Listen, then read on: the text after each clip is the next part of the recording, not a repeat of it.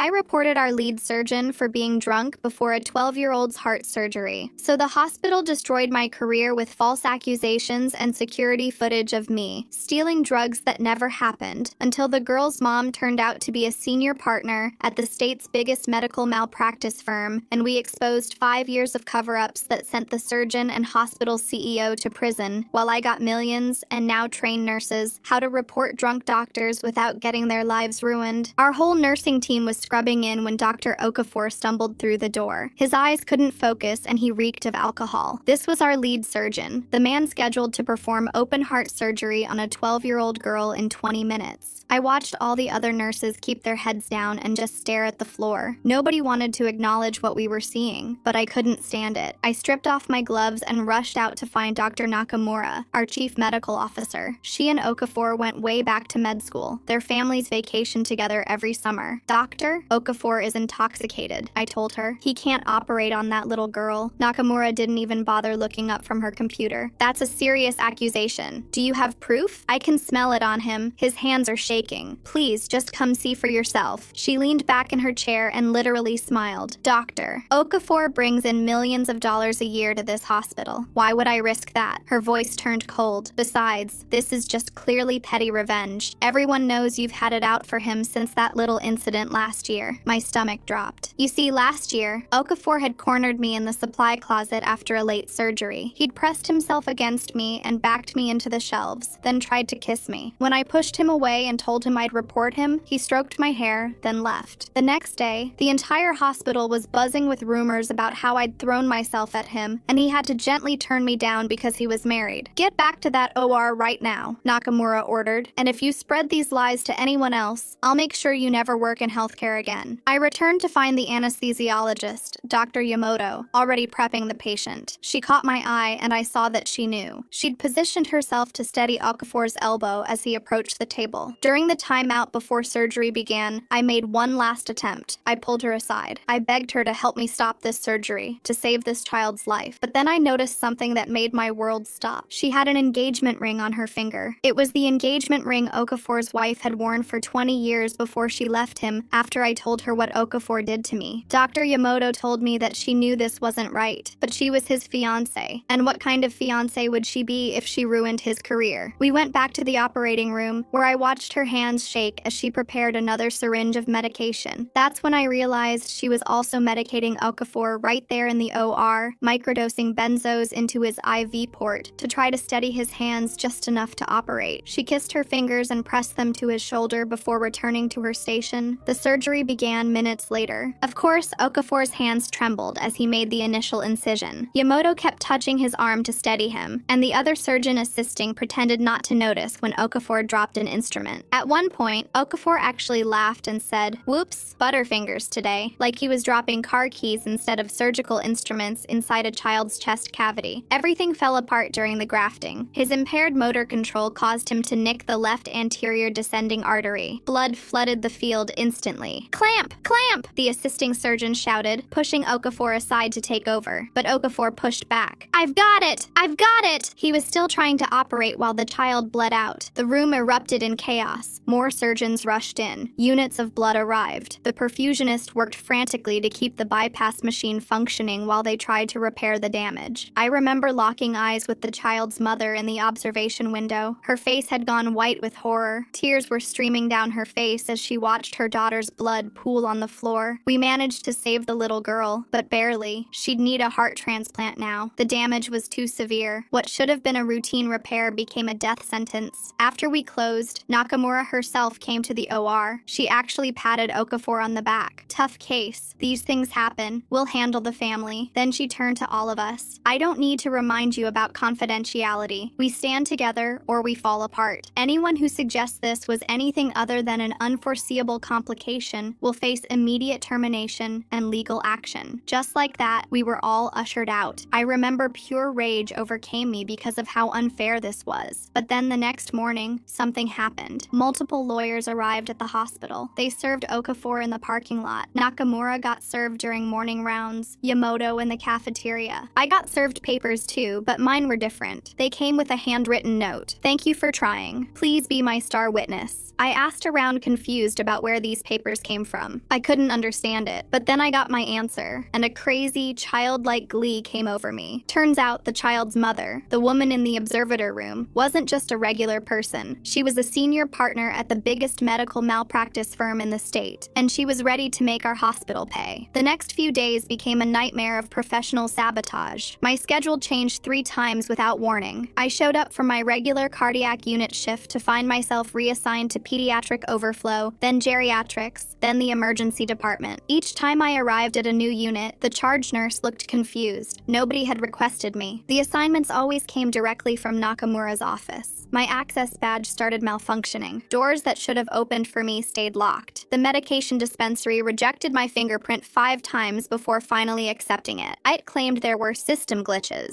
but only my credentials seemed affected. When I tried to access patient records to document the surgery incident, my computer froze. The screen went black, then displayed an error message about unauthorized access attempts. Other nurses began avoiding me. Conversations stopped when I entered break rooms. People who had worked alongside me for years suddenly found reasons to take different elevators. During shift changes, nobody would give me proper handoff reports. They mumbled through patient updates while looking at the floor, then rushed away. I ate lunch alone in the parking garage because the cafeteria had become unbearable. The rumors started small but spread fast. First, someone claimed I had been drinking before my shift. Then the story evolved into me showing up intoxicated multiple times. By the end of the week, people whispered that I had a substance abuse problem and was trying to deflect blame onto Dr. Okafor. Someone left an AA pamphlet in my locker. Another person taped the Employee Assistance Program hotline number to my car windshield. My patient assignments became increasingly difficult. Every shift, I got the most challenging cases. Combative dementia patients who required constant redirection. Fresh post-ops with multiple drains and complex wound care. Patients with extensive isolation precautions that required full PPE for every interaction. The assignments that usually rotated fairly among staff all landed on me. By the end of each shift, my back ached and my feet throbbed. Documentation became a minefield. Notes I had written disappeared from the electronic medical record. Entries I never made appeared under my login. One morning, I found a note claiming I had administered the wrong medication dose to a patient I had never even treated. When I reported it to the charge nurse, she shrugged and suggested I must have forgotten. The IT department insisted there was no evidence of tampering. My mother noticed the strain immediately when I visited her office. She practiced family law, not medical malpractice, but she had connections throughout the legal community. Her small downtown office smelled like coffee and old books. She listened while I explained everything, her expression growing darker with each detail. She made phone calls while I sat there. Her voice stayed professional, but I could see her jaw tightening. After the 3rd call, she hung up and looked at me. The mother from the surgery already contacted several firms. She wants you specifically as a witness. They're building a case, but they need documentation. I explained about my computer access problems and the disappearing notes. My mother grabbed a legal pad and started writing. Document everything by hand. Times, dates, witnesses. Keep copies at home. Take photos of your handwritten notes before leaving them at work. Create backup documentation they can't erase. The next morning, I arrived early to implement her advice. I started carrying a small notebook, writing down every interaction and incident. When my badge failed at the cardiac unit door, I noted the time and which security guard had to manually override the system. When my patient assignment included 4 high-acuity cases, while other nurses had 2, I documented the disparity. During morning huddle, Nakamura appeared unexpectedly. She never attended staff meetings, but stood in the doorway watching me. When discussing patient safety protocols, she interrupted to remind everyone about the importance of mental fitness for duty, while staring directly at me. Several nurses shifted uncomfortably, but nobody spoke up. After the meeting, I found my locker emptied onto the break room floor. My personal items scattered everywhere. My extra scrubs lay in a puddle of spilled coffee. Someone had torn pages from my nursing reference books. My stethoscope, a graduation gift from my mother, was missing entirely. Security claimed the cameras in that area were under maintenance. Dr. Yamoto started appearing wherever I worked. She would arrive at my patient rooms right as I prepared medications, watching me with crossed arms. During one medication pass, she questioned every single substance I administered, demanding to know dosages and indications as if I were a first-year student. When I answered correctly each time, she looked disappointed. The intimidation escalated when I worked night shifts. My car tires were deflated twice in 1 week. Security insisted it must be coincidence. Strange calls came to the unit asking for me, but when I answered, the line went dead. Once, I found a printed photo of my apartment building tucked under my windshield wiper with no note or explanation. I started varying my routes home and parking in different spots. My mother suggested installing a doorbell camera, which I did immediately. The first night, it captured someone in scrubs approaching my door at 3 a.m., standing there for several minutes, then leaving without knocking. The figure's face stayed carefully turned away from the camera. Some nurses began showing subtle support despite the pressure. Sarah, who worked pediatric ICU, started eating lunch in the parking garage with me. She didn't say much, but her presence meant everything. Tom from the emergency department began, accidentally, leaving copies of policies and procedures on the break room table when I was there, highlighting sections about whistleblower protections. During a particularly brutal shift, I was assigned to float between 3 different units. The constant running between floors left me exhausted. In the cardiac step-down unit, I found Dr. Okafor reviewing charts at the nurse's station. He looked up when I approached, his eyes clear for once. "Heard you've been having some difficulties," he said, voice casual but threatening. "Shame about your computer access. These systems can be so unreliable." He closed the chart he was reading. "You know, good nurses focus on patient care, not causing trouble." I continued preparing medications without responding. He stood, moving closer until I could smell his cologne mixed with something sharper. Alcohol again, even though it was barely noon. "That little girl is getting excellent care now. Sometimes complications lead to better outcomes. Wouldn't want anyone suggesting otherwise." My hand stayed steady as I drew up insulin, double-checking the dose. He waited for a response that never came, then finally walked away. I documented the interaction immediately in my notebook, including the time and the fact that the charge nurse had witnessed it from across the station. The law firm representing the girl's mother contacted me through my mother's office. They needed my detailed account of the surgery and the cover-up attempts. I met with them after a night shift, exhausted but determined. The lead attorney, a woman named Patricia Chen, took notes while I spoke. She asked specific questions about who was present, what was said, and what I had observed. "We need documentation," she explained. "The hospital will claim this was a standard complication. Your testimony is crucial, but we need supporting evidence." I showed her my handwritten notes and the photos I had been taking. She nodded approvingly. "Keep doing this. Document everything, no matter how small." Back at the hospital, the retaliation intensified. My annual performance review, which had always been excellent, suddenly showed up with needs improvement ratings in multiple categories. The comments mentioned difficulty working with team members and resistance to feedback. I had never seen the review before it was finalized and filed with HR. My nursing license renewal faced unexpected delays. The state board claimed they needed additional documentation about my fitness to practice based on recent concerns. When I called to ask what concerns, they couldn't provide specifics, but suggested I might want to seek legal counsel. My mother connected me with a licensing attorney immediately. The breaking point came during a night shift in the ICU. I was caring for a post-operative patient when their vital signs began deteriorating. I called for help and started appropriate interventions. Dr. Okafor appeared, insisting on taking over. His hands shook as he examined the patient. I could smell alcohol again, stronger than before. I stepped back but stayed in the room, documenting everything. He ordered medications that seemed inappropriate for the situation. When I questioned the doses, he snapped that I should follow orders or find another job. The charge nurse appeared, saw what was happening, and quietly called another physician for a second opinion. Dr. Patel arrived within minutes, took one look at the situation, and smoothly took control. He stabilized the patient while Okafor stood there swaying slightly. Nobody said anything directly, but Patel's presence prevented a potential disaster. After Okafor left, Patel turned to me. "Document everything you observed, every detail." The next morning, I found my car keyed in the parking lot. Deep scratches ran along both sides. Security shrugged and mentioned the cameras were still being repaired. I took photos and filed a police report, though I knew nothing would come of it. The message was clear. They wanted me gone, but something was shifting. More nurses began quietly supporting me. They couldn't speak openly, but small gestures showed solidarity. Extra supplies appeared in my patient rooms when I was overwhelmed. Difficult patients were mysteriously reassigned. Someone always seemed to be nearby when Okafor or Yamoto approached me. My mother arranged a meeting with Patricia Chen and her full legal team. They had been building their case methodically. Other families had come forward with concerns about surgeries Okafor had performed. Former nurses who had left the hospital were willing to testify about the culture of cover-ups. My documentation provided crucial contemporary evidence. "We're going to depose you next week," Patricia explained. "They'll try to discredit you, you, bring up the rumors, question your motivations. Be prepared for that. But we have evidence on our side. She showed me security footage from the surgery day that someone had preserved before it could be deleted. It clearly showed Okafor's impaired state. The hospital administration must have sensed the walls closing in. Nakamura called an all-staff meeting about maintaining unity during challenging times. She spoke about loyalty and the importance of supporting colleagues. Her eyes found me repeatedly during the speech. The message was clear, but it was too late. That night, I worked what I didn't know would be my last shift for a while. Everything seemed normal until I received an urgent page to Nakamura's office. When I arrived, she sat behind her desk with the head of HR and hospital legal counsel. They informed me I was being placed on administrative leave pending an investigation into patient care concerns. I asked for specifics, but they remained vague. Something about documentation discrepancies and reports from concerned colleagues. They demanded my badge and keys immediately. Security would escort me to clean out my locker. I wasn't allowed to return to my unit or say goodbye to my patients.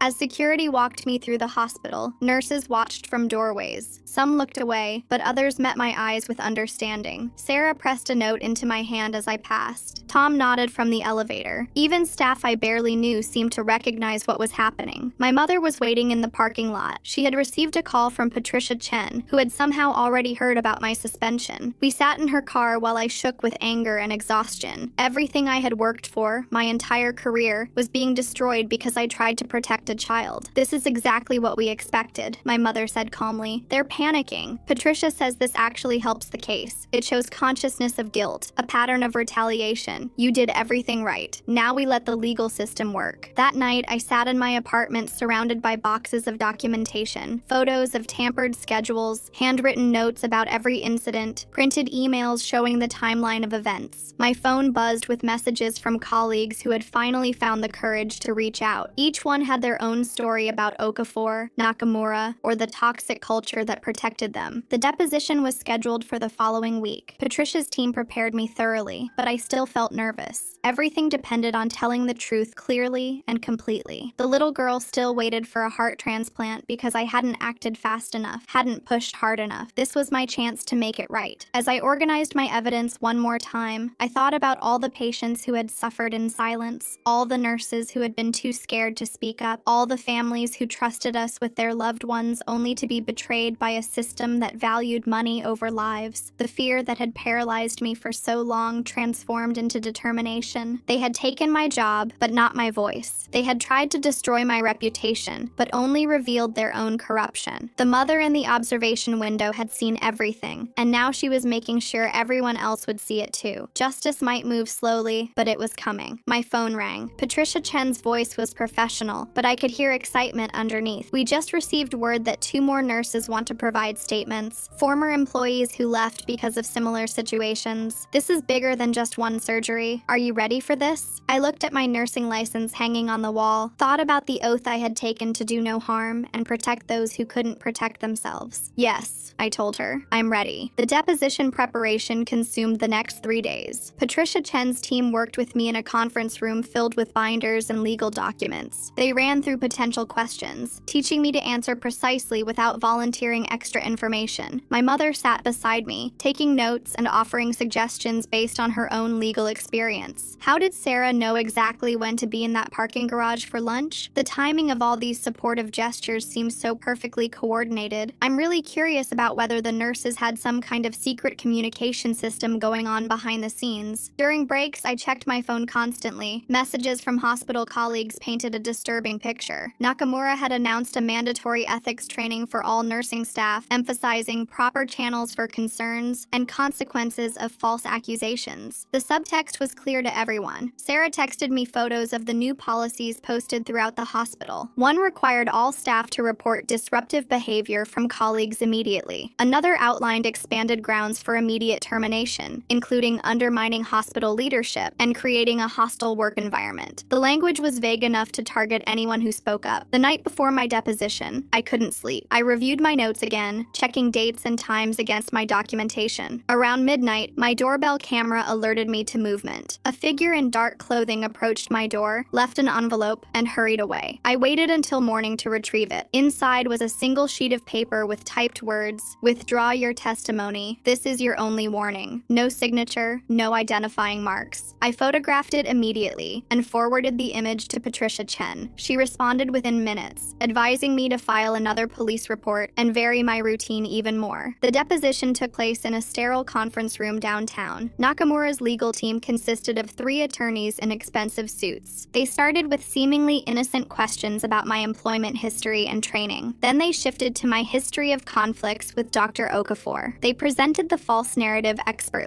According to their version, I had pursued Okafor romantically and became vindictive when rejected. They showed emails I had supposedly sent, though I had never written them. When I denied their authenticity, they questioned my memory and suggested I might be confused about many things. Patricia Chen objected repeatedly, but the damage was being done. They painted me as unstable, jealous, and prone to false accusations. They brought up the recent performance review, the concerns about my patient care, and the anonymous reports they had received about my behavior. Every piece of fabricated evidence built their case. The questioning turned to the surgery itself. They minimized Okafor's condition, suggesting I had exaggerated or misunderstood what I saw. They emphasized that complications happen in surgery, and that I lacked the expertise to judge a surgeon's performance. When I described the alcohol smell, they wondered aloud if I might have been projecting. After 6 hours, we broke for lunch. I sat in the bathroom stall, hands shaking with rage and exhaustion. Patricia found me there and reminded me that this was exactly what we expected. Their aggressive tactics showed desperation. She had been taking careful notes of every lie and fabrication. The afternoon session focused on my pattern of disruption at the hospital. They had statements from nurses I had never worked with, claiming I was difficult and paranoid. They presented a psychological evaluation I had supposedly failed, though I had never taken one. The forged documents were sophisticated and detailed. When they finally finished, Patricia Chen began her redirect. She methodically dismantled their narrative, pointing out inconsistencies and impossibilities in their timeline. She presented my actual employment records, showing years of exemplary service. She had obtained statements from dozens of nurses supporting my character and professionalism. That evening, I met with several former colleagues at a coffee shop across town. They had all received similar treatment after questioning hospital practices. One nurse, Catherine, had reported medication errors she witnessed Okafor make while impaired. She was transferred to night shifts, then terminated for attendance issues that were fabricated. Another nurse, Sebastian, had tried to report Nakamura for pressuring staff to falsify patient satisfaction surveys. He found himself under investigation for supposed